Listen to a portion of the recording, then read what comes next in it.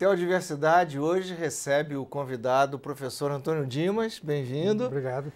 Ele é professor titular da USP e ganhou o Prêmio Jabuti de 2007 com uma obra monumental em 3 volumes chamada Bilac, o Jornalista. Então, geralmente a gente imagina que Bilac é só, como se fosse só, né? Mas em todo caso, é só poeta. Mas quem era o Olavo Bilac e seu tempo? Você sabe, Jorge, que até para mim foi uma surpresa isso. Quer dizer, esse trabalho levou bastante tempo para falar. Quanto bastante tempo? Se a gente disser, as pessoas vão dizer que a gente é improdutivo. Mas eu levei aí uns bons, para não levar muito, uns bons 15, 18 anos para fazer esse levantamento. Que maravilha, que tenacidade. É, porque na verdade você... Quer dizer, primeiro que o levantamento foi feito praticamente no Rio. Né? Quer dizer, você não faz uma viagem só para fazer isso, você faz N viagens, não é? Aí você conta com as suas brechas na escola, os seus feriados, suas férias, conta também chegar na Biblioteca Nacional, aquela semana está fechada porque caiu a porta ou porque a funcionária teve nenê, então isso é uma série de... Então, mas eu fiz e como é que surgiu esse trabalho? Quer dizer, a curiosidade sobre esse trabalho, porque como você disse, eu aprendi na faculdade nos anos 60, quando eu fui aluno, eu sou estudante de letras, eu fui estudante de letras, eu fiz literatura e língua na faculdade, na minha faculdade de Assis, na minha querida faculdade de Assis, nos anos 60. Que é a sua terra natal? Não é terra natal, mas eu vivi lá praticamente dos 12 até os 24 anos. Você nasceu onde? Em Sorocaba. Praticamente nascido de filho de ferroviário em Sorocaba, meu pai foi transferido, eu fui junto, era menino, e lá eu terminei o colegial, o ginásio, como se dizia, o colégio e a faculdade. Então, o que os professores ensinavam? Que havia, digamos assim, entre os poetas do século XIX, um conjunto de 3 deles, que eram poetas parnasianos, etc, etc. Olavo Bilac, Raimundo Correia, Alberto de Oliveira.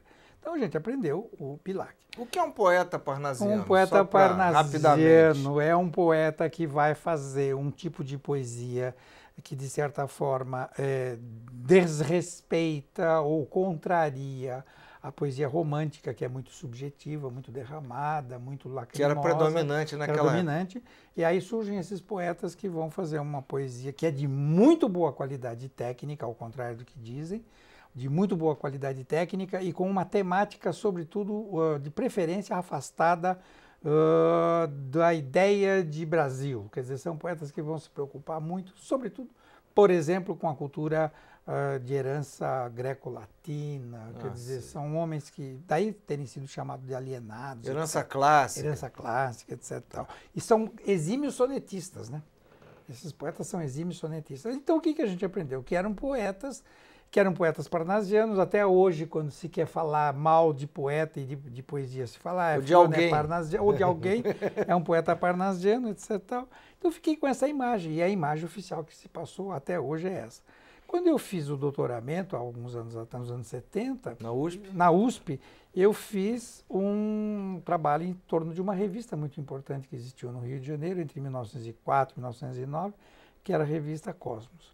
Essa revista, ela é belíssima até hoje. Os exemplares dela, quando você abre, você tem a impressão de que elas acabaram de sair. Papel de primeira qualidade, fotografias muito boas. Eu tenho uma coleção quase completa. Essa revista, ela vai surgir com esse nome Cosmos, com K, ela vai surgir exatamente no momento em que o Rio de Janeiro está passando por uma enorme transformação urbana. O famoso bota abaixo, né? Pereira Passos, o Rodrigues Alves na administração, na presidência, eles estão modificando o Rio de Janeiro. O Rio de Janeiro está perdendo aquela cara de, como eu costumo dizer, de cortiço do Aloysio Azevedo, uma cidade portuguesa, para se transformar numa espécie, claro, numa cidade com cara europeia, com cara francesa mais do que europeia.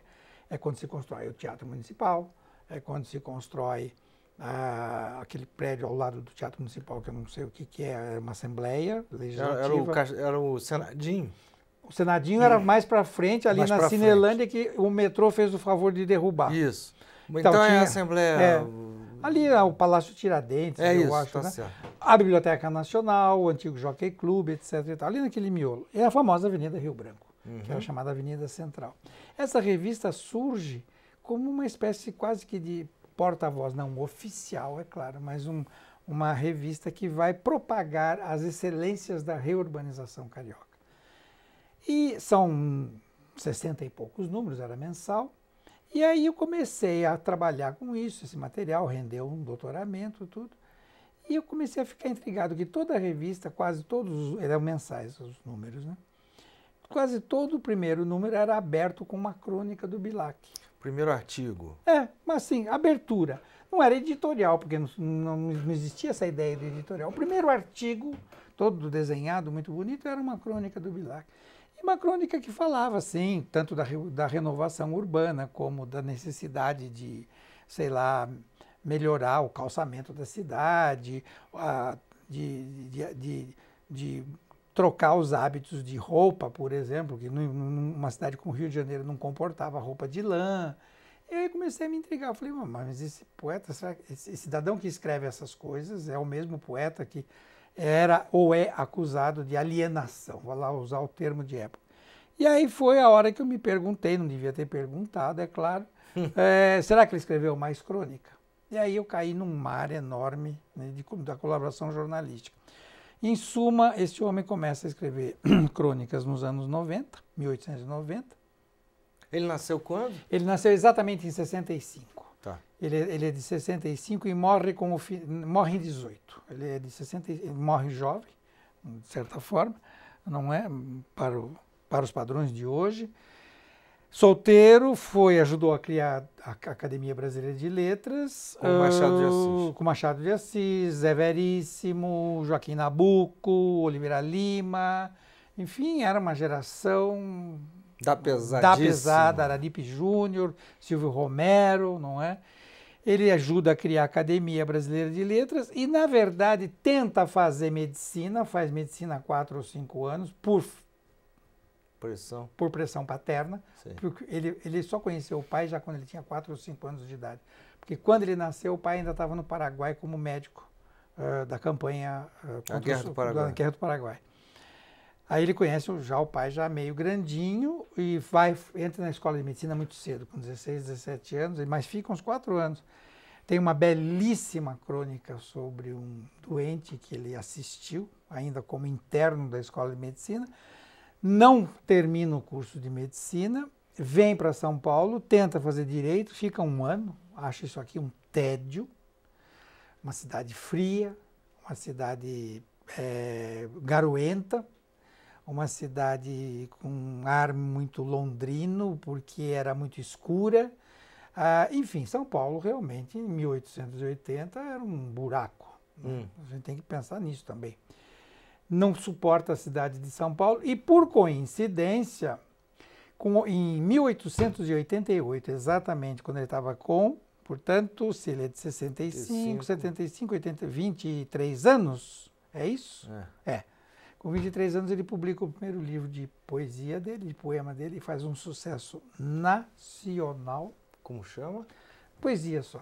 Poesia? Poesia, mas é o primeiro, depois ele foi acrescentando, mas o primeiro livro de poemas dele faz um sucesso extraordinário. E é claro, com 20 e poucos anos, 23 anos, né? O sucesso aos pés e a Rua do Ouvidor, que era o centro nervoso do Brasil na época, fervilhando no Rio de Janeiro, ele quer ficar fazendo o quê em São Paulo? Morrer de tédio e passear no cemitério da Consolação, não é? Ele volta para São Paulo, fica uma temporada aqui, tem cartas, etc. E volta para o Rio para, digamos assim, se beneficiar da glória precoce.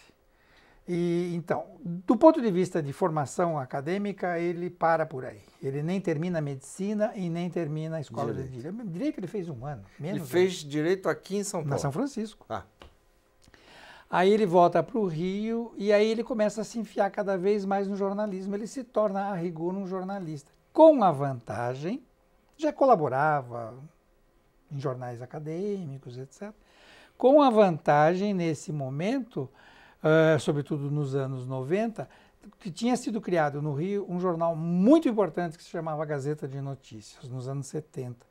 E era de um português médico que não quis saber da medicina também, ele queria ser dono de jornal. E é um dos primeiros jornais não que tinha duas grandes vantagens. Primeiro, que trazia os grandes nomes como cronistas e articulistas. Por exemplo? Machado de Assis. Machado de Assis foi cronista da Gazeta de Notícias muito tempo. Tanto que quando o Machado sai da Gazeta de Notícias em 1897, que ele não quer fazer mais crônica, quem é que vai substituí-lo? O Bilac, que já vinha fazendo crônica. Então teve uma sucessão natural. Sai o Machado e entra o Bilac. E era um jornal que trazia colaboração de gente assim menos importante, digamos assim, brincando, não é? Isso que eu sempre falo com os meus alunos, você tinha Machado, você tinha Bilac, você tinha essa de Queiroz, você tinha Ramalho Ortigão. Quer dizer, era o primeiro time. Certo. Era o primeiro time e era um time remunerado. Pagava-se por essa coisa. Então, só existia um jornal no Rio de Janeiro que competia com a Gazeta de Notícias, que era o Jornal do Comércio. Mas o Jornal do Comércio era o jornal pesado, sisudo.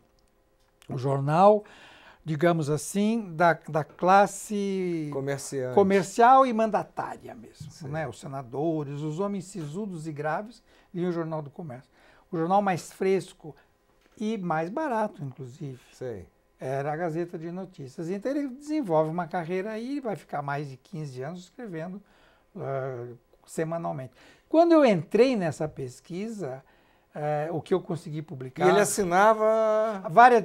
Tinha sem assinatura, tinha OB, Sei. tinha, às vezes aparecia com pseudônimo, às vezes aparecia com O Bilac, às vezes aparecia Olavo Bilac. Isso é variadíssimo.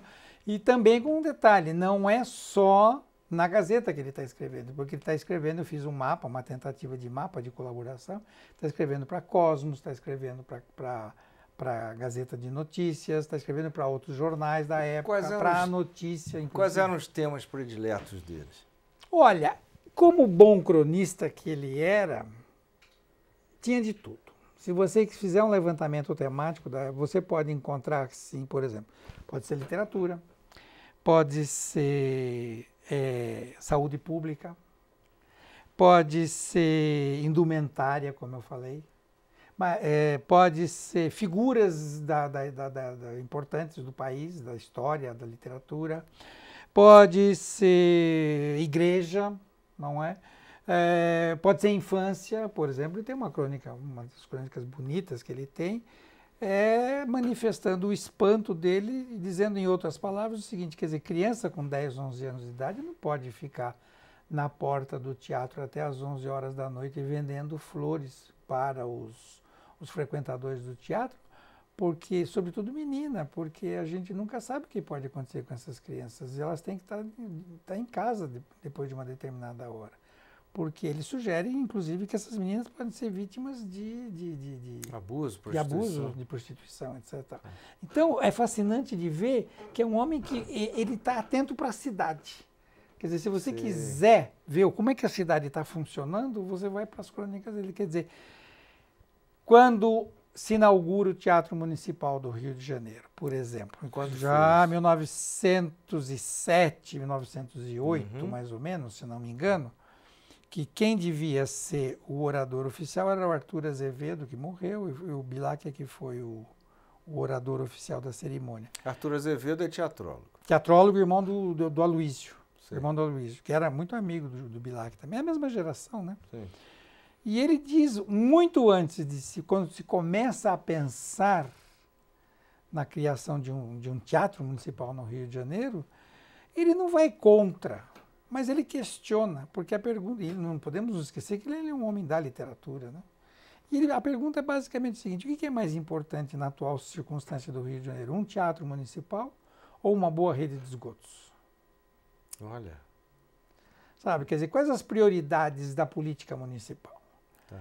Então, quer dizer, você tem um tipo de crônica que é o cotidiano mesmo. E, claro, com todos os preconceitos de época. Tem uma crônica muito engraçada, não é? Em que ele imagina que o cérebro do Antônio Conselheiro, porque Canudos estava vivo, né? Canudos foi 1897. A derrota definitiva é 1897 também, né? E ele está perguntando sobre o cérebro de do Antônio Conselheiro, pesando, etc., para ver se era mesmo de louco, o que tinha de especial, etc. Muito bem humorado. Claro que os estudiosos de Canudos, etc., e tal, não veem isso com humor nenhum. Não é? Mas é muito engraçado, porque realmente ele quer saber se o cara era tarado ou não era tarado. Quer dizer, como é que surge uma figura como Antônio Conselheiro no interior da Bahia? Não é? Agora, tem uma coisa, sabe, Jorge, que é interessante, é que essas crônicas, elas não são campanhas. Então, por exemplo, cisma com um assunto e faz 4, 5 crônicas. Não. 1, 2 no máximo. Por quê? A crônica não é espaço para fazer campanha. Certo? Quer dizer, ele não vai lá fazer 5 crônicas ou 10 crônicas sobre o perigo que significa a presença da criança na porta do teatro até as 11 horas da noite. Sim. Ele não vai fazer 10 crônicas sobre a necessidade de implantação de uma rede de Isso esgoto. o noticiário que faça. Isso o noticiário que faça. Tem uma, por exemplo, muito engraçada, que ele cismou num determinado momento com as mulheres que iam para o teatro, com aquelas roupas e com aqueles chapéus enormes, que tinha flor, passarinho, tinha tudo no chapéu. E ele fala, bom, mas eu paguei para ver o ingresso, eu não paguei para ver o espetáculo, eu não paguei para sentar na poltrona e ficar com uma mulher gorda na minha frente, não é? Ele diz que é uma mulher gorda com aquelas roupas enormes e com aquele chapéu que tem passarinho, tem melancia, tem tomate, tem banana, uma carne miranda na frente dele. Né? Então, quer dizer, ele é o cronista que está, digamos assim, disposto a mostrar, digamos assim, os equívocos do cotidiano da cidade. Sim. Como ele viajava, que era religioso a partir de ele se firma como jornalista, porque ele era remunerado e ele também, num determinado momento, ele ele é inspetor de escolas e há crônicas, e aí que é interessante porque não existem assuntos preferenciais. Por exemplo, há crônicas em que ele reclama contra a falta de estatística nesse país. Como é que nós podemos querer dotar esse país de uma política, seja ela qual for, séria, se você não tem estatística sobre saúde, sobre escola, sobre trabalho, quer dizer, tinha um lado prático muito forte. Fala um pouco dessa sua obra. São 3 volumes. São 3 volumes que... Todas elas tratam de Bilac jornalista. O que eu fiz foi o seguinte... Bilac, o jornalista. O jornalista, eu deixei o título de propósito por causa disso, porque não é o poeta, é o jornalista. E não é um jornalista. Não, é o jornalista. Isso aí foi um acordo que eu fiz com Plínio Martins, da EDUSP, na época da publicação, que nós fizemos, como o material era muito grande, bom, em termos de tese mesmo, eram 5 ou 6 volumes. Sim. Não é? Então nós fizemos o seguinte, um volume são 10 ensaios sobre a produção do Bilac. Quer dizer, como é que... Porque diante daquela... jornalística, sobre as crônicas do Bilac. Tá bem. Então, por exemplo, o Bilac diante de Paris, diante de Canudos, o Bilac, enfim, quer dizer, assuntos recortados assim, você fala, como você recortou? Eu recortei com um facão, porque é tanta coisa que você tem que falar, bom, se eu fizer esse, eu vou deixar de fazer esse, se eu fizer esse, eu vou deixar de fazer aquele. E esses 10 ensaios trataram de quê? São 10 ensaios sobre as crônicas do Bilac. Tá. Então eu pegava um assunto determinado, dentro das várias crônicas, e fazia um desenho. Tá. Então, por exemplo, isso, quer dizer, como é que Bilac via a cidade de Paris, como é que ele via Petrópolis, como é que ele via Canudos e como ele via Rio de Janeiro. Sim, as cidades. Cidades. Então, é uma coisa, são 10 crônicas. Aí, um volume, que é o mais gordo, são as crônicas da Gazeta de Notícias, porque a Gazeta realmente ele publicou muita coisa. Ele publica muita coisa na Gazeta, nesse jornal, então o maior volume de crônicas eu tirei da Gazeta de Notícias. Tá. E outros jornais, até o Correio Paulistano, até o Estadão, não é? Onde a colaboração dele foi menos sistemática, não se trata de qualidade, não se trata de quantidade, quer dizer, ele colaborou menos para esses jornais, não é? Então eu juntei num volume com várias colaborações menor. em quantidade menor. Porque o que me fascina, isso eu não pude explorar à vontade, enfim, também nem tudo a gente pode fazer. O que me fascinava era o seguinte, Jorge, fomos ensinados que se tratava de um homem cuja poesia dava as costas para o Brasil, só se preocupava com vasos gregos, tem belíssimos poemas. Fala um versinho. Verso assim eu não sei dizer, mas Solto. eu me lembro, por exemplo, de um poema longo dele que ele descreve uma mulher que eu costumo dizer para os alunos que é um striptease poético. É uma mulher que volta do baile, chama-se de volta do baile, e que ela chega em casa e começa a tirar a roupa para descansar, para ir deitar. A cabeça da gente começa a E é um soneto, não? É um verso grande. É um poema meio grande. Quer dizer, ele tem poemas eróticos extraordinários. Sim. Não é? Claro, dentro da moldura da época. Então, como é que esse homem que os nossos professores ensinavam que ele deu as costas para o Brasil foi capaz, num determinado momento, de pensar esse país? Não é? Quer dizer, dou um outro exemplo concreto aí, mais do que a crônica. Houve um momento que ele fez, junto com um colega dele chamado Guimarães Passos, ele faz em francês. Por que em francês? Porque a língua de civilização no momento era o francês. Sim. Ele faz uma coisa chamada Guia dos Estados Unidos do Brasil, que é raríssimo isso, onde ele tem informações sobre o comércio, sobre indústria, sobre turismo, sobre imigração e informações comerciais. Para quem? Para o eventual comerciante ou industrial estrangeiro que quisesse investir no Brasil. Olha. Quer dizer, então não era alienado, né? Tá, o livro lá está lá com mapa do Rio de Janeiro, etc. Tal. Claro que o centro ainda era o Rio de Janeiro, né? Mas era como se você pegasse hoje em dia um desses guias. Eu quero investir, por exemplo, na Nicarágua, ou quero investir no Uruguai. No que eu posso investir? Tá certo. Um livro destinado a esse tipo de público. E o terceiro volume? Então, o primeiro são as crônicas, são os meus ensaios. O volume mais gordo, são só as crônicas da Gazeta de Notícias. E o terceiro volume, aquilo que eu chamo de colaboração menor. Mas aí é questão de tempo. Então, nos jornais mais dispersos, nas revistas mais dispersas, inclusive em tempos muito diferentes. Né? Tem crônicas muito interessantes sobre São Paulo, por exemplo.